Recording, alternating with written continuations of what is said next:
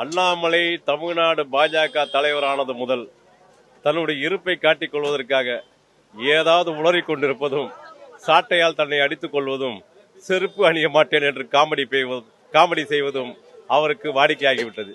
இப்போது சொல்கிறார், இது சாமானிய மக்களுக்கான பட்ஜெட் அல்ல, திமுகவினருக்காக உருவாக்கப்பட்ட பட்ஜெட் என்று. அவர் ஒப்புக்கொள்வது என்னவென்றால், தமிழ்நாடு மக்கள் அத்தனை பேரும் திமுக காரர்கள் தான். எனவே தமிழ்நாட்டு மக்களுக்காக உருவாக்கப்பட்ட பட்ஜெட்டாக இருந்தாலும் சரி, அது திமுகவினருக்கு உருவாக்கப்பட்ட பட்ஜெட்டாக இருந்தாலும் சரி, இரண்டும் ஒன்றுதான். தமிழ்நாட்டு மக்கள் அத்தனை பேரும் தமிழக முதல்வரை ஆதரிக்கிறார்கள் என்ற அந்த அடிப்படையில் சொல்லியிருக்கலாம்.